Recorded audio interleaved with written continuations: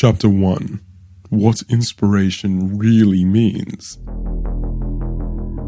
There's an incredible growth fundamental that most men are misunderstanding entirely. It's not always all about discipline. It's okay, even sometimes necessary, to use motivation, yes, motivation, to get the ball rolling. You see, for a single guy living with his parents or renting a small apartment, survival is already taken care of. In the modern age, all of your needs are already met, and then some. You have enough to eat, you have shelter, and you have clothing. You're fine. You just don't have what you want. A life full of creative fulfillment, a profession that you enjoy, are incredibly good at, recognized for, respected, and generously paid for. A dream body, one that makes you feel like the man everywhere you go. The freedom to say, you know what, I'm taking my Tinder date to Spain this weekend. To take a random Thursday to go to a new beach, try a new restaurant, and stay the night at a 5-star hotel because your business lets you comfortably afford it and choose your own hours. Some men live lives that make everything I just mentioned seem very, very regular. It's reality for many men. But here's the crazy thing. They didn't just get there because they had to. No one needs a Patek Philippe, a Koenigsegg, or a mega hot girlfriend. They are inspired and motivated to have these non-essential things before they make a commitment to attain them. Then they have the discipline to stay loyal to that commitment and aligned with that vision, even in moments where the inspiration is weak. Chapter 2. Uninspired, uninspiring you. The problem with you is you don't actually want those things. I mean, you do. You would probably go and get them if there were a button you could push that gave them to you, and that button was a 2-hour walk away. But you don't really want them. Not as much as you want to distract yourself with some YouTube right now.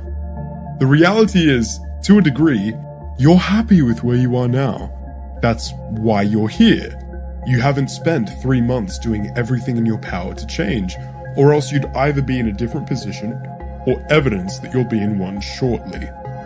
Success, fulfillment, and high-level pleasure are all on your priority list. I don't doubt that. But they're lower on that list than comfort, survival, short-term gratification, and familiarity.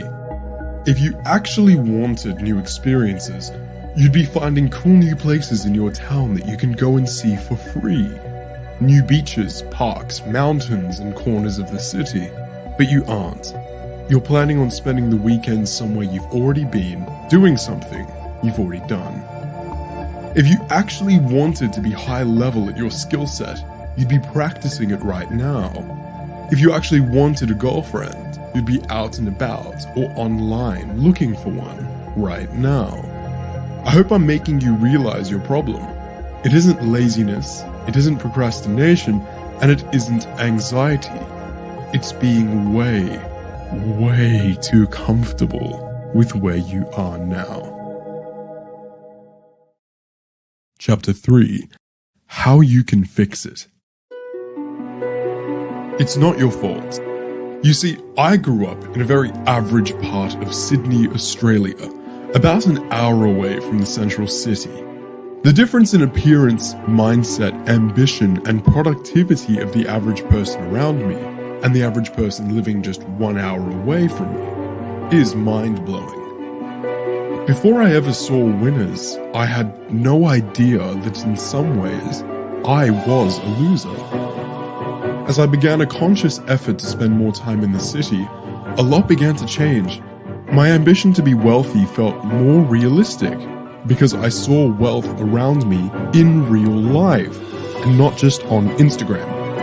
I want to make a point out of this. People are smarter than we get credit for, and there's absolutely a part of our brain that perceives the screen and the world differently. There's a reason, after all, why you forget countless 10 out of 10 models that you see on Twitter but you still remember that cute 8.5 out of 10 barista that you regret not asking out 2 years ago. As I started to see mansions, tour $10 million apartment listings, visit supercar dealers, and go to watch stores, take lessons with top performing players in my industry, surround myself with excellence, and train with people who had actually achieved my goals, my entire perspective and set of standards surrounding what is possible and what is required to get it was transformed. Chapter 4: How to Get Inspired Now. It is so much easier to be inspired when you are reminded in real life of what is possible and what people on top are doing. Gentlemen, if you are ready to level up your internal reality, you must level up your external reality. Go inspect a property on the level of your dream house. Go and sit in your dream car. Go and try on your dream watch. If you are an aspiring actor, musician, athlete, lawyer, engineer, entrepreneur, or doctor, go find a way to speak with someone as close to the top of your field as you can possibly access. Book a lesson or consultation. Go to events, book signings, backstage passes, master classes. Whatever it takes to get closer to a touch of the top. I expect to see a report in the comments of what your plan is to level up your surroundings. Do this at least once a week and never allow yourself to fall back into the mindset that got you stuck in the mud in the first place. Good day.